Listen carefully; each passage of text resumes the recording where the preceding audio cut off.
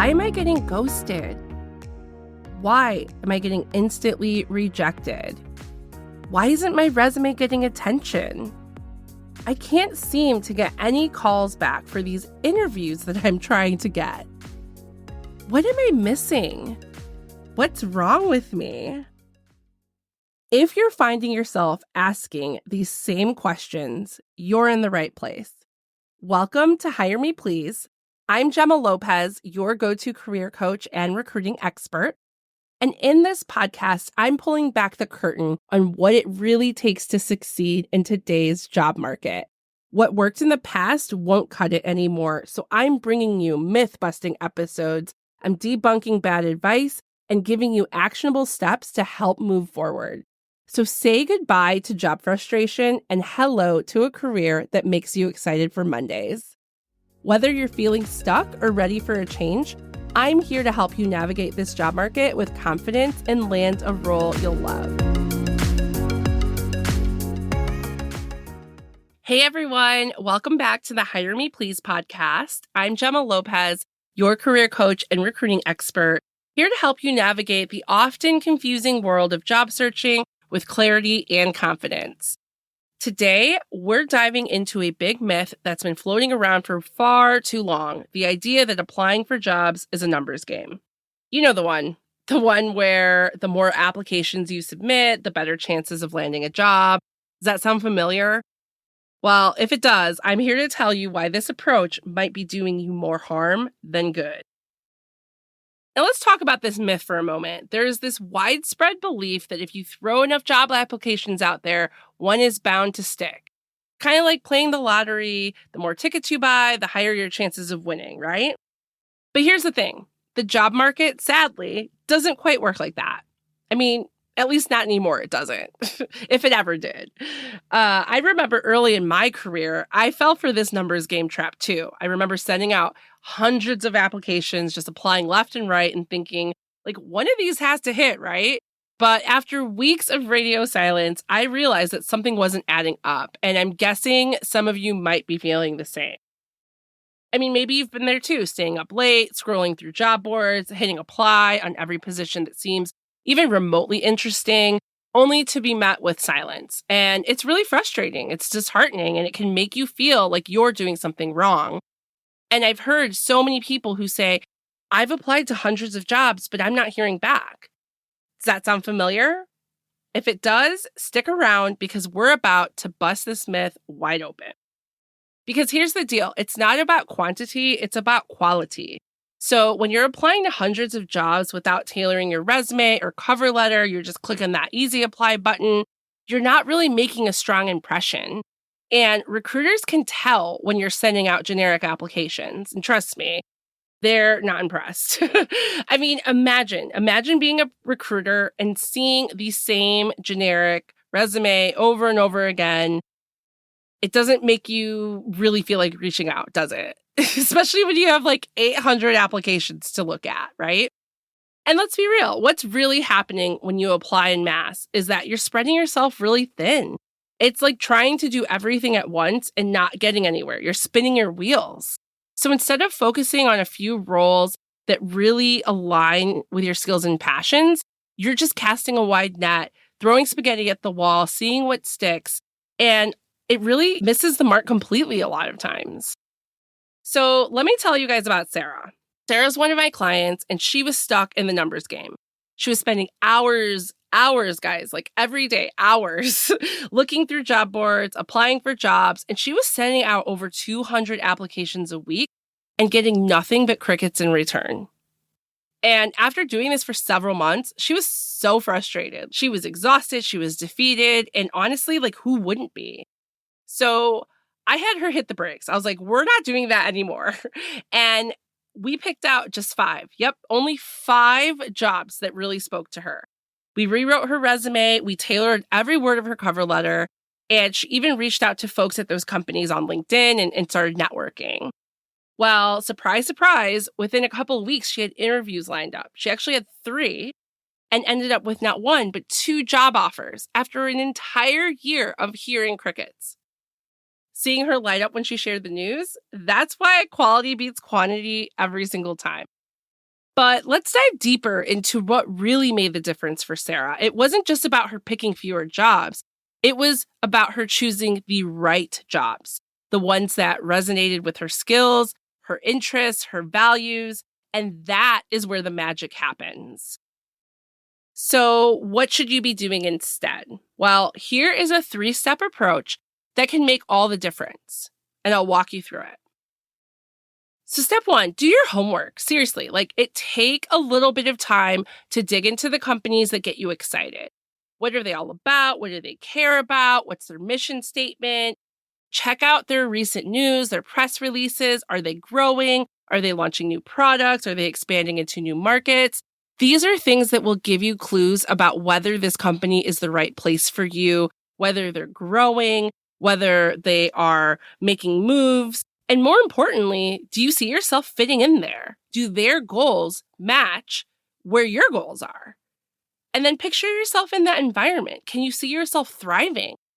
This step might seem like extra work, but it's crucial. When you show a company that you understand who they are and what they're looking for, you're not just another resume in the pile. You're the candidate that they want to talk to. So here's an example. If you're applying to a company that's all about innovation and pushing boundaries, highlight experiences where you've been a part of innovative projects. Maybe you spearheaded a new initiative at your last job, or you were part of a team that came up with a creative solution to a really tough problem. Show them that you get what they're talking about, that you understand, and that you're ready to bring that same energy to their team. Step 2, tailor everything. Now, guys, I don't mean to call y'all out, but I have seen people that feel like they've tailored things, but they're literally just changing out a title or a title on their summary. Like they're slapping a different title on the same resume and thinking that they're tailoring it. And if that's you, that's okay. That's okay. That's why we're here. But tailoring really means customizing your resume and cover letter for each application. And I know it sounds like a lot of work and it sounds really hard, but here's the thing. When you take the time to highlight the skills and experience that are most relevant to the job, you're showing the recruiter that you're not just another applicant, you're the right applicant. So think about it. If you're applying for a job in project management, your resume, your cover letter, it should scream project management. Highlight the projects that you've managed, the team that you led, the results that you've achieved. And your cover letter, it really should tell the story of why you're passionate about this role and how your project management experience makes you the perfect fit. Now, let's say you're applying for a marketing position. Instead of just listing your past jobs or I have social media experience and I've done this here, show them how your experience aligns with what the company is looking for. If they're looking for someone with social media expertise, talk about how you grew your previous company's social media following by 200% in 6 months, right? If they're focused on brand development, share a story about how you've led a rebranding project that resulted in a 15% increase in brand recognition. And make it clear that you're not just qualified, you're exactly who they need. Step 3, work your network. We've all heard the saying, it's not what you know, but who you know. And while that's not the whole story, there's definitely some truth to it. Networking can be a game changer in your job search. A referral can make a really huge difference in getting your application noticed. In fact, most of the time when working with teams that are hiring, the first thing they ask is, who do we know that might be a good fit? Now, did you know that referrals always take priority? Yeah, you heard that right. A referral will always be prioritized because hiring managers feel like these candidates have been vetted and are strong candidates, even if the person referring the candidate doesn't know them personally. Now, if you're thinking, wait, what? People refer people they don't really know? Yes, absolutely. Why? Because a lot of companies offer incentives like referral bonuses to employees to encourage them to refer their friends. So don't be afraid to reach out to connections or even make new ones on LinkedIn. If you see a job posting that excites you, check to see if you have any connections at that company. Maybe it's a former colleague, a friend of a friend, or someone you met at a conference, or someone who went to the same school as you. Shoot them a message, let them know you're interested in the role, Ask if they'd be willing to put in a good word for you, or ask if the company offers referral bonuses and see if they can provide you with a link, or if it would be okay for you to just include their name in the application. And here's a little networking reminder. Don't just ask for favors, build genuine relationships. Comment on their posts, share interesting articles, or just check in with them from time to time. Networking isn't just about getting your foot in the door. It's about building a community of professionals who support one another. And if you network correctly, your network could probably pay you dividends for years to come. So it's definitely something that you want to nurture. And if you're not already taking time to network, reach out to people, and maintain, then it's something that you should probably start doing. And let's talk about mindset for a minute. Moving away from the numbers game mentality can be tough. It's scary to put all your eggs in just a few baskets. But here's the thing. When you focus on quality, you're not just increasing your chances of landing a job, you're also setting yourself up for long-term success. Because think about it. Would you rather get an offer for a job that excites you, where you can grow and thrive, or just accept a position because it was the first one to come along?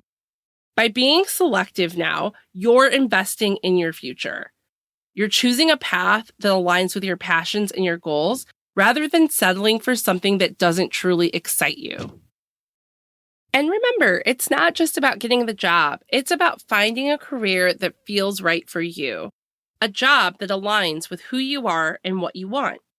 That's what leads to true career fulfillment. All right, so let's put this into practice. I want you to think about one job you've applied for recently, or maybe one that you're considering applying for. Got it? Okay, cool. Now let's do an exercise. First, do your homework. Spend 10 to 15 minutes researching the company. Look at their website, read their latest news, their press releases, maybe even check out their social media channels. What stands out to you? What excites you about the company? Jot down a few notes. Next, take a look at your resume and your cover letter. Are they tailored to this job? If not, take a few minutes to tweak them. Highlight the experiences that are most relevant to the role and make sure your cover letter tells a compelling story about why you're a great fit. Little tip for you. If you're not sure what the role is looking for or what's relevant, look at the job description. When you read through the job description, it will oftentimes tell you exactly what the expectations are, what someone's going to be doing in that job. And then if you look at the requirements, that's what's most important and what they're going to be really looking for in experience with the candidates that they're looking through. So be sure to look at the requirements of the job and see if there's a specific skill or if there's a specific tool that they call out. Make sure that that skill or tool is clearly on your resume and highlighted in your cover letter as well. Then let's think about your network. Do you know anyone at this company? If not, is there someone in your network who might be able to introduce you to someone that works there? If so, send a quick message, let them know you're interested in their role, and ask them if they'd be willing to help you out. By the time you're done with this exercise, you'll have a much stronger application, and you'll also be one step closer to landing a job that excites you. Okay, so that's it for today's myth-busting session. Remember, it's not about how many jobs you apply to, but how well you apply to them. If you found this helpful, be sure to subscribe, share this podcast with your friends, and stay tuned for more episodes where we'll dive into more tips and insights to help you navigate your career journey. So let me ask you, how would it feel to land a job that you're genuinely excited about rather than another paycheck? That's the difference that this strategy can make. So until next time, keep believing in yourself and your potential. You've got this.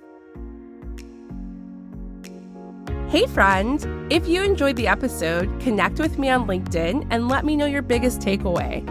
And if you're ready to take things further and say hello to a career that makes you excited for Mondays, book a 30-minute free career strategy call with me on my website at mycoachgemma.com.